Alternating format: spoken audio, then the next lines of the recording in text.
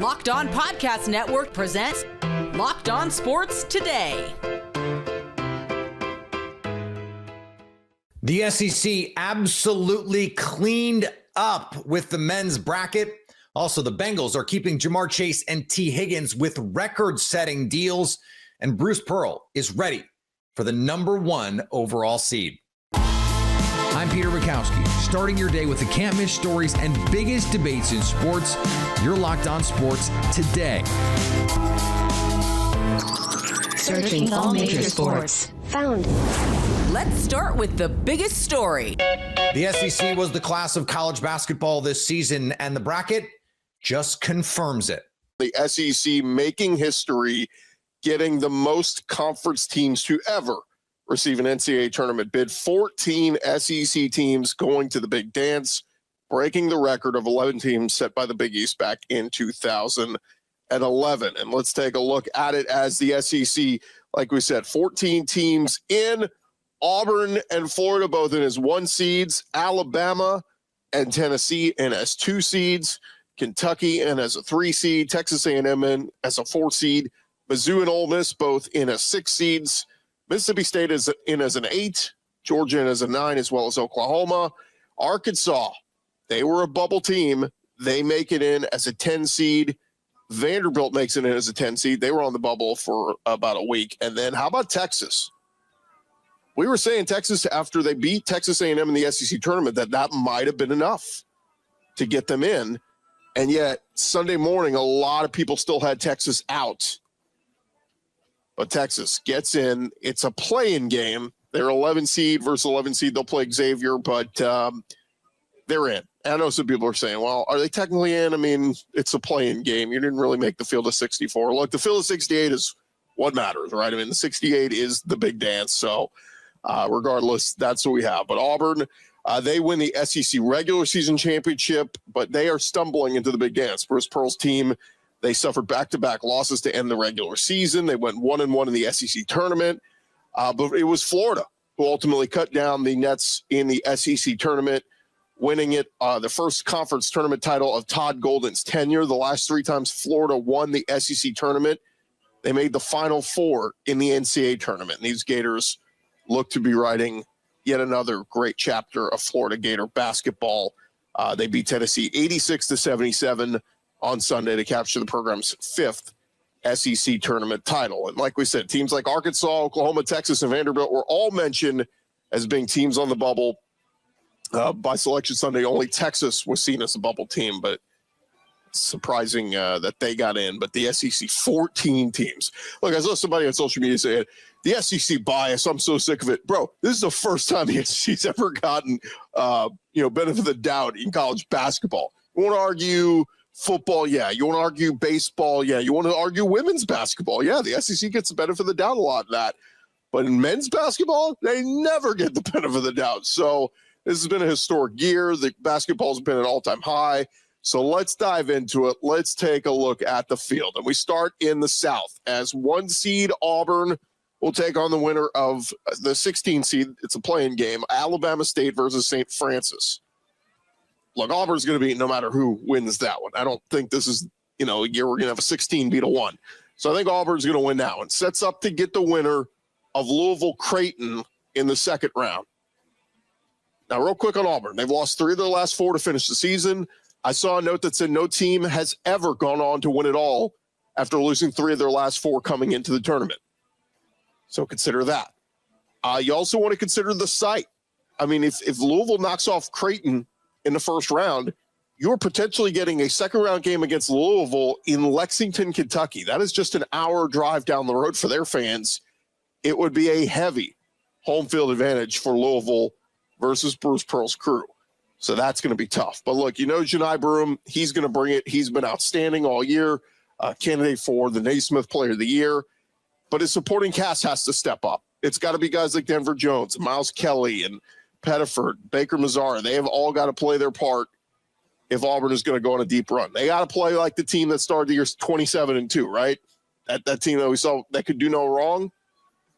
Start 27-2, but you lose 3 of your last 4. Certainly stumbling in, but hit that reset button, get refocused, and Auburn can certainly make a run. Another team in the South region, it's 4-seed Texas A&M against 13-seed Yale. A lot of people I've seen are already picking Yale to beat A&M here. Yale shoots threes very well. A&M doesn't. Yale shoots 38% from three. That is 17th best in the nation. A&M shoots 31%. That ranks 323rd. It's the third straight year Buzz Williams makes the tournament in College Station, but he has just one tournament win in his previous 5 seasons at A&M. They did lose a tough one in double overtime against Texas in the SEC tourney. They did just knock off number 1 Auburn 2 weeks ago. And look, Wade Taylor, Henry Coleman, when A&M is on, they are tough, they are physical, they out-rebound you. Let's see if Buzz Williams can get his guys up for this one. But a tough Michigan team could be waiting in the second round, even if they do get past Yale. But just know, a lot of people picking Yale to pull off that upset in round 1 against the Aggies. And then the other team in the South from the SEC, it's 6-seed Ole Miss against 11-seed, again, another playing game, San Diego State versus North Carolina. This just feels like a tough draw for Chris Beard's crew. I mean, look, obviously North Carolina's resume isn't great this year. A lot of people think they didn't even deserve to get in the tournament, but still a traditional blue blood. And if you saw him in that ACC tournament, I made a lane violation, cost him the game against Duke. And then you got San Diego State. They made the tournament. I mean, they basically make the tournament every year. They played in the national championship game 2 years ago. They made it to the Sweet 16 last year. They're a little down this year, but still 2 really tough programs, no matter who Ole Miss gets. And Ole Miss coming off a nice win against Arkansas in the SEC tournament, played hard against Auburn, lost by 5. They did beat Tennessee just 2 weeks ago. Let's see if Sean Padula can hit some big shots, some clutch threes. He did it in the SEC tournament. Let's see if he can do it here. You can stay up to date all year on the Southeastern Conference by subscribing to Locked On Sports Today and Locked On SEC on your favorite podcast app and on YouTube. Your Locked On Sports Today. Coming up, the Bengals are keeping their dynamic receiving duo together for a little while longer, and it's going to cost them a lot of money. Before we get to that, the Cavs winning streak is kaput. March Madness is here, and FanDuel is giving you the chance to get in on the action like never before. Right now, new customers can get $200 in bonus bets when your first $5 bet wins. That's $200 extra bucks to use on everything from buzzer beaters to Cinderella stories and who's cutting down the nets. You've got to have those 5-12s. Got to pick a couple 2-3 12s to win in there. Got to get a 13 maybe to beat a 4. FanDuel makes it easy to back them with spreads, totals, game props, with tournament games happening almost every day. There's always something exciting to bet on. The FanDuel app is simple to use, and when I win, I get paid instantly. No waiting around. Looking ahead to the first 4, there's an interesting matchup for the right to play Auburn. We got to find a way to make these games interesting, right? Alabama State takes on St. Francis, PA. FanDuel has Alabama State favored by 3.5. Visit FanDuel.com to get in on the college hoop action all tournament long. The NCAA tournament is here, and so is the bracket breakdown. Locked On Podcast Network and Amazon Fire TV channels are teaming up to deliver NCAA tournament coverage like never before. Watch studio shows featuring former players and Locked On's local experts as they guide you through every upset, buzzer beater, and bracket matchup. Stream it all for free on Amazon Fire TV channel. Search Bracket Breakdown to see it all for free. It's your team every day. Cleveland Cavaliers have had a season to remember to this point anyway, but their latest win streak is over thanks to the Magic. This is Philip Rossman-Wright, the host of Locked On Magic, as the Orlando Magic stunned the Cleveland Cavaliers 108-103, snapping their 16-game win streak and snapping the Magic's own 6-year regular season national TV losing streak. At the end of the day, this is who the Magic always envisioned themselves to be. We have been calling, we've been begging for the Orlando Magic to show us their true stripes, to show us the team that we all thought they could be at the beginning of the season. The team the Magic insists they still are, but have struggled to reach back and find. They found it Sunday afternoon in a critical game against the East's best team. The Magic were hounding defensively, crowding and congesting space, frustrating Cleveland, and using that to just make this game as ugly as possible for them to eventually find their way to squeak through and win. Kentavious Caldwell-Pope hit a huge three, give the Magic the lead late. Franz Wagner to pair of free throws. Paolo Banchero with what turned out to be the game-winning basket. This is a huge win for the Orlando Magic and proof once again that they're not as far as their record would indicate. The Boston Celtics were welcoming back Kristaps Porzingis on Saturday. I was expecting him to play 20 minutes. He was expecting to play 20 minutes. He said flat out that, where is it?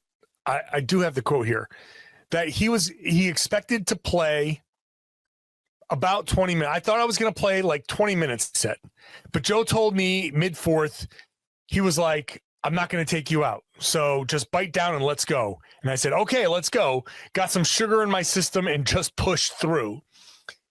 So KP comes back. Joe, I think, was not telling the whole truth after the game where he said the minutes restriction was 32. I don't think the minutes restriction was 32. But maybe it was. Maybe they said, you better not play him any more than 32 minutes. So he played him 31 and a half. But they needed all of it from Porzingis, who scored 24 points, 9 of 16 from the field. Just 1 of 7 from 3, so a rough night. But his fourth quarter was huge, and the Celtics needed this fourth quarter from him, where he scored 14 points on 4 of 6 shooting, 1 of 3, 1 of 3 from 3, 5 of 5 from the line. And in the NFL, the Falcons guaranteed another $10 million for their backup quarterback over the weekend. Kirk Cousins is waiting for a trade out of Atlanta, but the bill keeps growing. Locked On Falcons believes the Falcons could get a deal done if they eat most of the money. A lot of teams want Kirk Cousins, but not at $27.5 million, reportedly. Right. A lot of teams would be much more interested in Kirk Cousins at $1.2 million. So if you're the Falcons, like, why not buy back most of that money?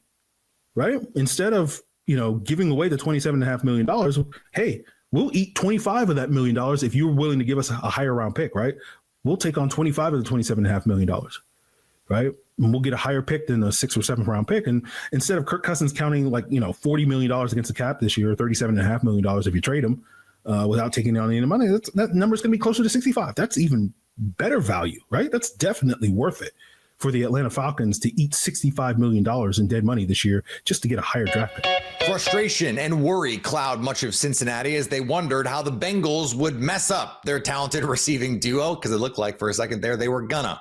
Luckily for them, T. Higgins and Jamar Chase will be coworkers for a few more years, and they'll be more than a few dollars richer because of it. It's huge. It's huge news. It's huge to see the Bengals break precedent in a few different ways. There are a lot of layers to this. And I will say this, I would say for the majority of T. Higgins' Bengals tenure, it didn't feel like he would get the second contract in Cincinnati. And whether it was Jamar, whether it was his agent, and by Jamar, I mean just having such an elite wide receiver on the roster. Like, you knew the Bengals were paying Jamar like 6 games into his rookie contract. You're like, oh, well, yeah, he's going to be here for a long time. And with T, it was like, can they keep them together? And that was a conversation years ago. I mean, year 2 and year 3 of T. Higgins, where it's like, all right, well, what are they going to do? And then you had everything play out the way it did. And for it to end up here now, where it's Joe, it's Jamar, it's T. Jamar's under contract for the next 5 years, T. Higgins the next 4 years. You have this trio together for the next at least 4 years. For the rest of, I would say, their prime. It's a hell of a day. It's a hell of a night for the Cincinnati Bengals. And obviously other moves need to be made. But when it comes to championship level teams, you have to pick your core. And when you're starting out with Joe, Jamar, and T, that's a hell of a core. That's better than most top 3 on any team. And so if you're starting there, you have a shot in any game, in any matchup, on any field. You know that with these guys. And so to keep them, I want to hammer this home because I think that there's going to be a lot of national press, a lot of opinions, both good and bad about this Bengals-wise. And it's very, very clear here. If the Bengals were going to get back to a Super Bowl, the most realistic path was to do this, was to keep Jamar and to keep T. Higgins long-term. So for them to get both of those deals done, it's a big, big night, big, big move for the franchise and for these receivers. Yeah, like I said on the show we recorded earlier today and a few minutes ago, what keeps their identity together, their identity is a passing offense anchored on the talents of Joe Burrow, Jamar Chase, and T. Higgins, and that's how they're winning football games. That is the engine for this football team. Do there need to be complementary pieces? Yeah, and like you said, people are going to be critical about team building, and we're going to have to talk about it in coming days and try to be really objective about the way the Bengals are doing it. But you can only do what's available to you in the moment. And a lot of the criticisms of the Bengals that you're going to see are going to be about what they should have done last year or 2 years ago. And while those are valid, don't get me wrong, they could not do those things now. They are not inventing a time machine and going back to right wrongs in the past. So what they could do now to keep the best team together that they could put on the field, keep their quarterback as happy as he can be, maintain their culture, starts with these moves and starts with maintaining that identity that has gotten them into deep playoff runs in the past when they've had the pieces around them. And then putting the pieces around them is what remains to be done. We haven't even talked about much of the specific financials in these deals either, James, which both have fascinating and unprecedented for the Bengals aspects to them, and both have some record-setting numbers for wide receivers involved, depending on the way you frame it. But at its core, from a football perspective, and we talked about this earlier, this offense is driven by having a great quarterback and two great wide receivers. Some of the best receivers that have ever played for the Bengals, probably going to end up being the best receiver that ever played for the Bengals in Jamar Chase. And James, I know you have your thoughts about where T. Higgins ranks in this conversation as well, but that is what drives this team. That is what's driven this team for the last few years. And keeping that together gives you your identity to build around for this 4-year window that now exists, 5 years with Jamar Chase, but this window that exists around that offensive core. Yeah, it's what they are. Like a lot of people are like, it doesn't matter what offensive lineman they add. They could add Anthony Munoz in his prime and Max Montoya in his prime and insert whoever. They're going to throw the ball. They're going to throw the ball all over the damn field. And that's what they do. And so if they're going to be that, and Joe's going to find completions, his words, not mine, do you not want the 6'4", 225-pounder that's gotten better every single year and by far, I think by far looked the best of his career this year? And in training camp, just looked like a freaking stud. And I get it. He had those 2 soft tissue injuries that limited him. He still played in 12 games this year, had a career high 10 touchdowns, was really moving the chains. It felt like every pass T caught was getting a first down or a touchdown. Like it just felt like there were big play after big play over the middle, physical stuff. It improved on his yak. Joe Burrow talked about his pop-up game, how he'd pop up after these catches. It's because he's bigger, stronger, and in his grown man body now versus young T from a few years ago. I think that this was the path to them winning. And it doesn't have to look like some of these other teams. They have to do other things, but this is one of those first steps that needed to happen. And a lot of people, we're going to get into the financials in just a second. A lot of people look at the Bengals and say, man, they should have got these done sooner. And I agree with you. I would have paid T sooner. I certainly would have tried to get Jamar done last year. But I will say this, Justin Jefferson got his deal after year 4, and he didn't get it until like June. So that was last June. Jamar got his deal after year 4 in March. It's not that off. It would have been unprecedented to get Jamar done as early as they almost did last year. I wish they would have, because it would have been such a better deal. But at the same time, I get it. They waited, and it's kind of good for Jamar because he cashed in. You can stay up to date all year on the Cincinnati Bengals by subscribing to Locked On Sports Today and Locked On Bengals on your favorite podcast app and on YouTube. Coming up, Bruce Pearl is ready for the number 1 overall seed. The Auburn Tigers have been one of the best teams in the best conference in college basketball all year. It's only fitting they get the top overall seed in the tournament. Locked On Auburn host Zach Blackerby believes Auburn is ready for the challenge of being men's college basketball's top dog. We've been telling folks, and a lot of Auburn folks said, no, there's no way. There's no way they could be the number 1 overall seed. They are. I mean, one of the most impressive regular seasons of all time. It pays off. it pays off, and Auburn is the number 1 overall seed, which obviously Bruce Pearl and this team absolutely deserves that. Well, what it tells me is, first of all, I think the committee looked at the whole body of work. They looked at the total resume. They didn't base it upon trends. They didn't base it upon who was hot. They didn't look at recency bias. I know that a lot of the talking heads keep saying over and over, Florida's the best team in the country right now. Okay, that's fine. They are. They are right now. Right now they are. And that's great. And I agree. They're playing better than anybody in the country right now. That can change really quickly, as Auburn found out last year. And it's the body of work. It's just not who's playing the best over the last 2 weeks. I think that's a really great compliment to Auburn, that despite how well Florida is playing, the committee still said they've earned the number 1 overall seed. And to me, Zach, I think this was wrapped up on that afternoon in Rupp.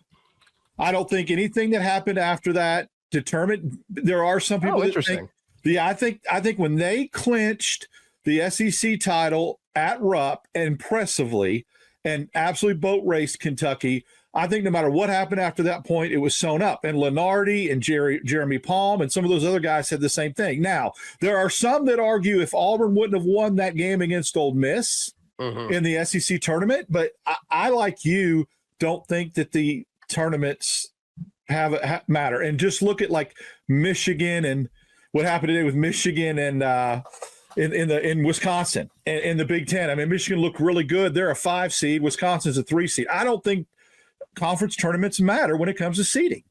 No, and they might for bubble teams in the first few rounds of conference tournaments. Like, I think the SEC certainly benefited from that. Texas certainly benefited from that. But yeah, I think once you're already in, it doesn't really seem to impact it that much. And we saw that last year when Auburn won the SEC tournament. We saw it in 2019 when Auburn made their Final Four run. It didn't really seem like seeding, but they beat Tennessee, right? Until Tennessee was seeded ahead of them that year. So, we knew that. We knew that going into it. But as far as the draw, I just have such a different opinion on this than some of the louder Auburn fans have had so far. I love it. I saw the list of teams, Daryl, and I'm like, okay, awesome. Let's hang out with, Michigan. I guess Michigan would be in the Sweet 16. I mean, you just look at it in Alabama State and St. Francis. Okay, like I think those were the most recent in most of the brackets. Well, it was Alabama State and St. Francis. But then like the 8-9 matchup between Louisville and Creighton, which Auburn will play the winner of, assuming they take care of business. I just don't mind it.